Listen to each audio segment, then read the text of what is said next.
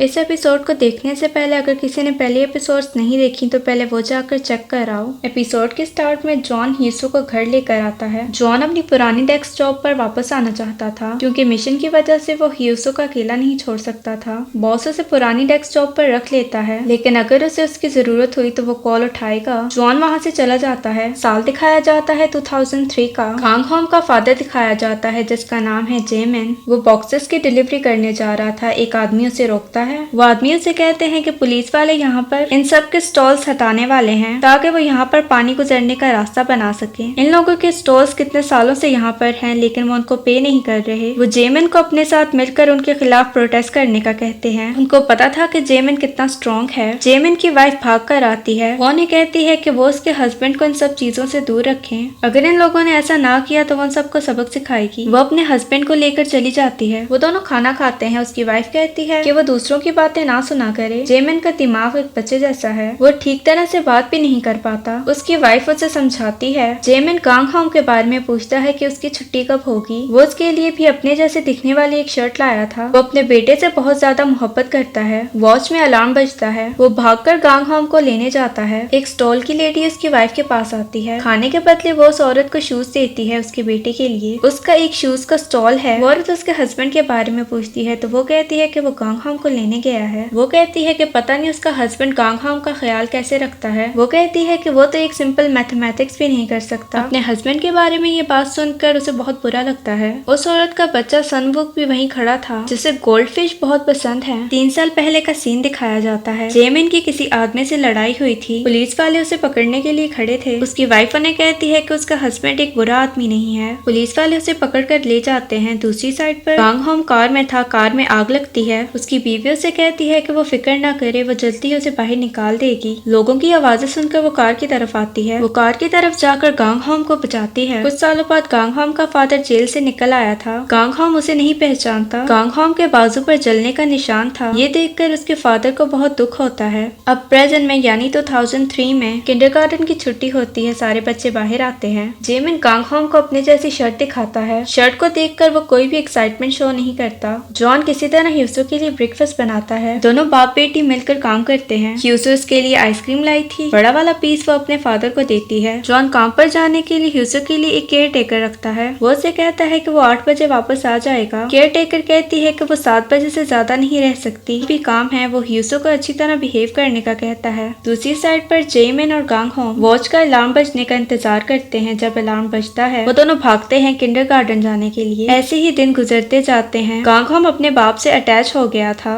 Next scene में सारे stall वाले पुलिस वालों के अगेंस्ट प्रोटेस्ट करते हैं। जेमिन भी वहाँ पर था। उसकी वाइफ कहती है कि वो यहाँ से चला जाए क्योंकि उसका एक पहले भी क्रिमिनल रिकॉर्ड है। वो घर जाकर गांग होम को संभाले जबकि वो यहाँ पर प्रोटेस्ट करेगी। प्रोटेस्ट करते करते रात हो जाती है। पुलिस वाले उनके अगेंस्ट लाठी चार्ज करते हैं। वो सब लोगों को मारते हैं। साथ में वो उनके स्टॉल्स भी हटा रहे थे। इतना सब कुछ देखकर संगवुक की माँ उसे स्टोर के अंदर लेकर जाती है। जेमिन अपनी वाइफ का इंतजार करता है। ज्यादा देर होने पर वो गांग होम को कहता है कि वो जल्द ही वापस आएगा। उसकी माँ को लेकर गांग होम उसे जल्दी वापस आने का कहता है। वो उससे प्रॉमिस करता है कि वो जल्द ही वापस आ जाएगा। जेमिन वहाँ पर आता है। पुलिस वाले सारे प्रोटेस्टर्स को पकड़कर लेकर जा रहे थे। अपनी वाइफ को देखकर वो उसे बचाने के लिए आता है। उसकी वाइफ उसे कहती है कि वो ऐसा वैसा कुछ ना करे। वो जंप कर बस के ऊपर आता है। वो उसकी खिड़की तोड़ने की कोशिश करता है। पुलिस वाले उस पर वाटर कैनन से हमला करते हैं। ज्यादा पानी के प्रेशर से वो दूर जाकर गिरता है। वो उसे यहाँ से भागने का कहती है। वो वहाँ से जंप कर भाग जाता है। बॉस जॉन को कॉल करता है। बॉस उसे कहता है कि उसे आकर एक मॉन्स्टर को पकड़ना है। वो जेमिन की बात कर रहा था। जॉन मना करता है लेकिन बॉस कहता है कि अगर वो ना आया तो उसकी जॉब और उसका घर उसके हाथ से जाएगा। वो जाने के लिए तैयार होता है। वो ह्यूसो को कहता है कि वो जल्द ही वापस आ जाएगा। जॉन आता है। बॉस भी वहाँ पर खड़ा था। उसे कहता है कि उसे मैन होल के अंदर जाकर उस आदमी को बाहर निकालना है। बाकी सारे रास्ते उन लोगों ने बंद कर दिए हैं। वो सीवर के अंदर जाता है। सनवुक अपनी गोल्ड फिश को लेकर बाहर आता है। थोड़े टाइम बाद हमें सिर्फ सनवुक की वो चप्पल दिखाई देती है। वो चप्पल मेन हॉल में गिरती है। जॉन को पानी के अंदर सनवुक की गोल्ड फिश भी नजर आती है। जेमिन की वाइफ पुलिस ऑफिसर को कहती है कि उसका हस्बैंड उसके अलावा किसी की बात नहीं सुनता, इसीलिए वो उसे जाने दे। पुलिस वाले उसकी बात नहीं मानते।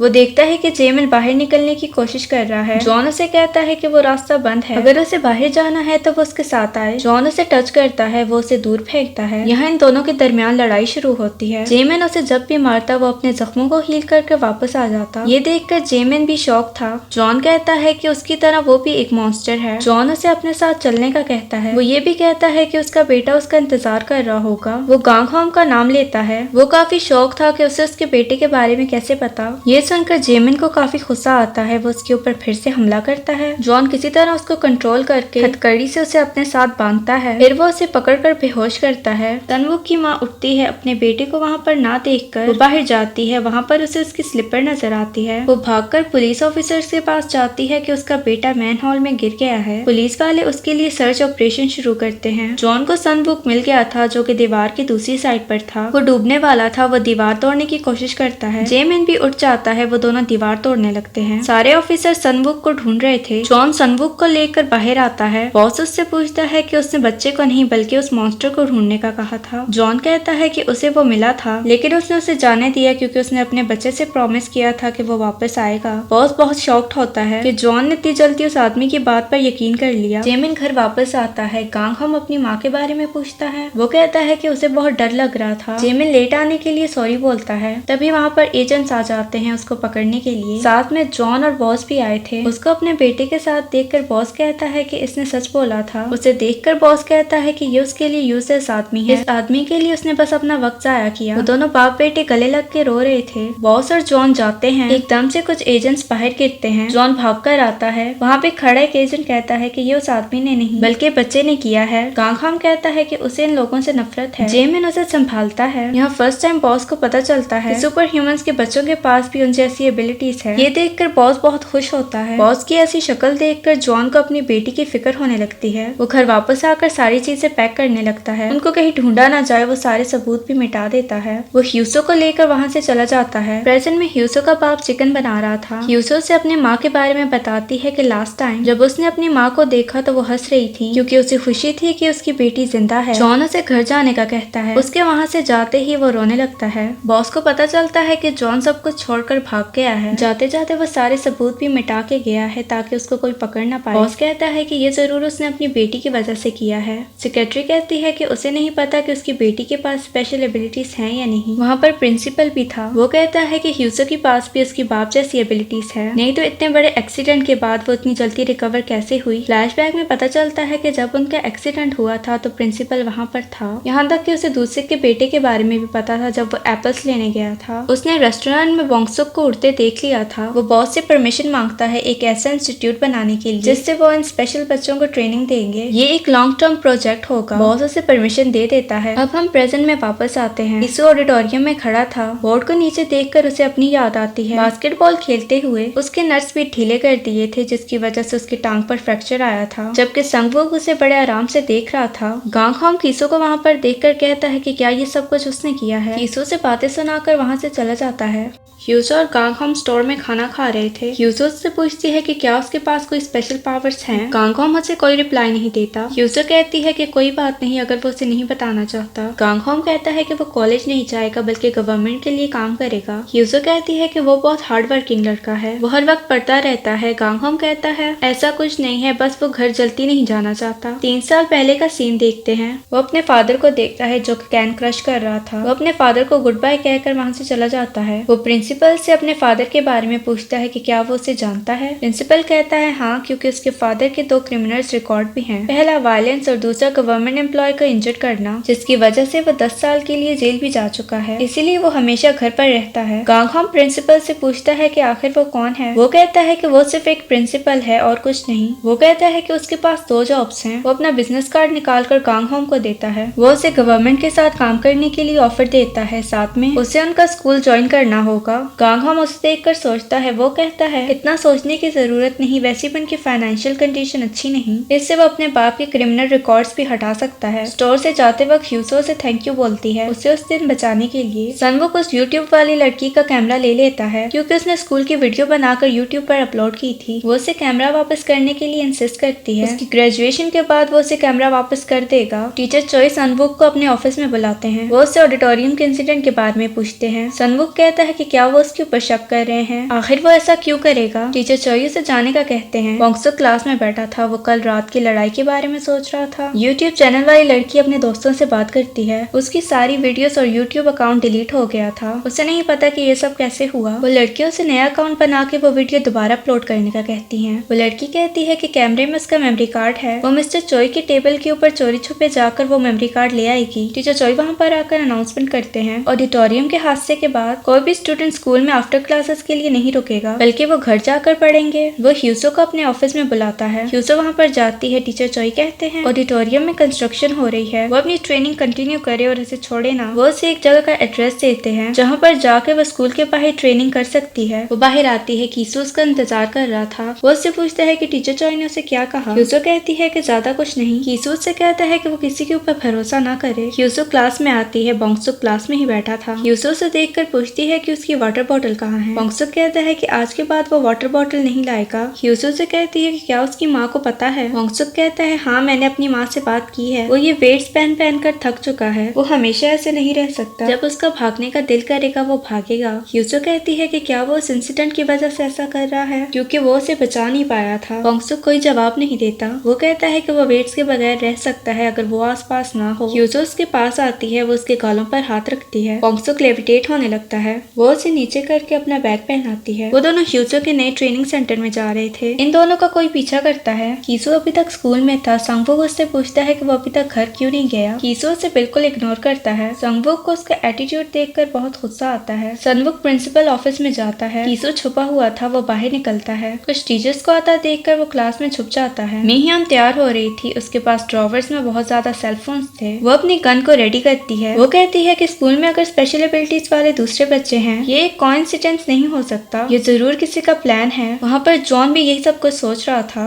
वो तैयार होता है। जाने से पहले वो अपने हाथ को ऑयल में फ्राई करता है। वो अपनी हीलिंग एबिलिटीज को चेक कर रहा था। ह्यूसो और बोंगसुक बस में आते हैं। बोंगसुक ड्राइवर को ग्रीट करता है। गेदू वापस आ गया था अपनी ड्राइविंग जॉब पर। इसका मतलब ये कि फ्रैंक ने उसे छोड़ दिया था। वो उन दोनों से पूछता है कि क्या वो दोनों डेट पर जा रहे हैं। ह्यूसो कहती है कि नहीं, वो पीई की ट्रेनिंग के लिए जा रही है। वो दोनों बस में बैठते हैं। वो आदमी भी बस में आता है। गेदू उसे रजिस्टर करने का कहता है। वो आदमी कुछ नहीं बोलता। वो आदमी ह्यूसो और बोंगसुक को देख रहा था। गेदू उससे फोन मांगता है उसे रजिस्टर करने के लिए। फोन से हल्का सा स्पार्क होता है। ये देखकर हैरानी से गेदू उसका फोन उसे वापस करता है। वो बस में उसे बैठने देता है। वो बैक सीट पर जाकर बैठ जाता है। बोंगसुक को मीहयान की कॉल आती है। वो कहती है कि वो घर लेट आएगी, वो घर जाकर खाना खा ले। बोंगसुक ह्यूसो को बुंगी मैन के बारे में बताता है। बोंगसुक को पता था कि ड्राइवर ही बुंगी मैन है। वो एक्साइटमेंट में बुंगी मैन का नाम रिपीट करता है। उसकी एक्साइटमेंट देखकर ह्यूसो से चुप रहने का कहती है, कहीं वो एक्साइटमेंट में उड़ने ही ना लग जाए। गेदू शक की नजरों से बार बार उस आदमी को देख रहा था। उस आदमी के पास ह्यूसो और गांग होम की पिक्चर थी जब गांग होम ने उसे बचाया था। इसका मतलब ये कि वो ह्यूसो के पीछे आया है। ह्यूसो को जॉन की कॉल आती है। ह्यूसो से कहती है कि वो स्पोर्ट्स सेंटर जा रही है क्योंकि स्कूल का ऑडिटोरियम बंद है। वो अपने स्पोर्ट्स सेंटर का नाम भी उसे बताती है। इनकी बातें वो आदमी भी सुन रहा था। जॉन उसे कहता है कि वो आते वक्त लेट हो जाएगा, इसीलिए वो सीधी घर जाए। ह्यूसो हाँ तो कहती है, लेकिन वो दोनों उसी सेंटर में जा रहे थे।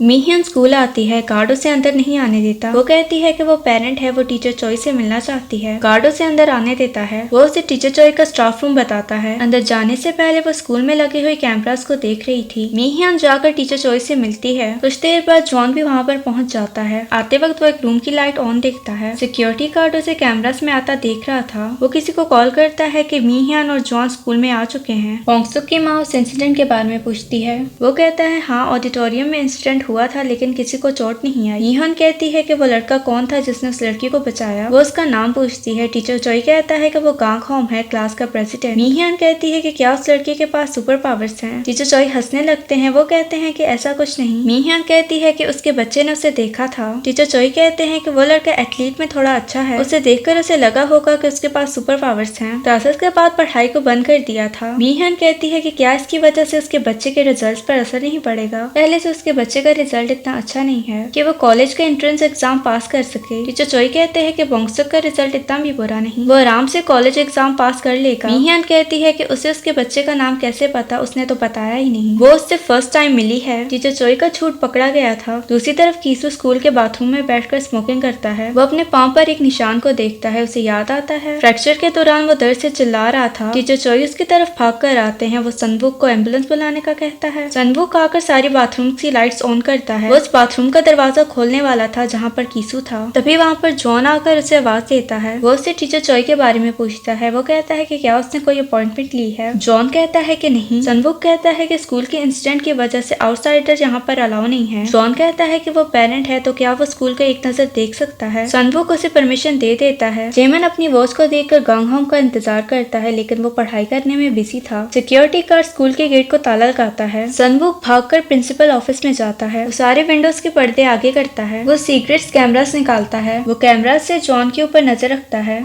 जॉन ऑडिटोरियम में आता है। वो बोर्ड के पास पड़े हुए स्क्रूज को भी नोटिस करता है। वो ऑडिटोरियम में लगे हुए कैमरास को देखता है। वो एक कैमरा के पास आके कहता है कि वो कौन है और फिर कैमरा तोड़ देता है। दूसरी तरफ टीचर चोई अपने आप को कवर अप करने के लिए ये कहता है कि उसने बोंगसुक के सोशल मीडिया पर उसकी पिक्चर देखी है। तभी उसे पता है कि मीहियन बोंगसुक की माँ है। मीहियन उससे माफी मांगती है। वो उससे पूछती है कि टीचिंग से पहले वो क्या करता था। सीलिंग पर वो एक हिडन कैमरा भी नोटिस करती है। सनवुक उसे भी देख रहा था। सारे north Korean spy south Korea में आ गए थे। इसमें वो आदमी भी था जिसने आर्मी के ऊपर पत्थर फेंके थे। इनका मिशन था कि सारे सुपर पावर्स वाले बच्चों को पकड़ना। उनके पेरेंट्स को ये लोग जान से मार देंगे। साथ में उनको भी जो कि इन बच्चों की ट्रेनिंग में इन्वॉल्व है। उनमें से एक आदमी को किसी की कॉल आती है। फोन वाला आदमी उसे लोकेशन बताता है। वो लोग वहाँ चले जाते हैं। वो मिस्टीरियस आदमी हीसो और बोंगसुक के पीछे खड़ा था। उसको देखकर गेदू रफली ड्राइव करने लगता है। वो किसी चीज से डर रहा था। हो सकता है कि जब उस मोबाइल से स्पार्क निकला था गेदू ने जरूर उस आदमी का पास देखा होगा। गेदू की ड्राइविंग की वजह से सब लोग यहाँ वहाँ गिरने लगते हैं लेकिन उस आदमी को कोई फर्क नहीं पड़ता क्योंकि वो तो लेविटेट कर रहा था। उसे ऐसा देखकर गेदू के चेहरे का रंग उड़ जाता है। यहाँ ये एपिसोड खत्म होती है। अगर आपको वीडियो पसंद आई है तो लाइक शेयर और सब्सक्राइब करते जाना। मिलते हैं अगली वीडियो में।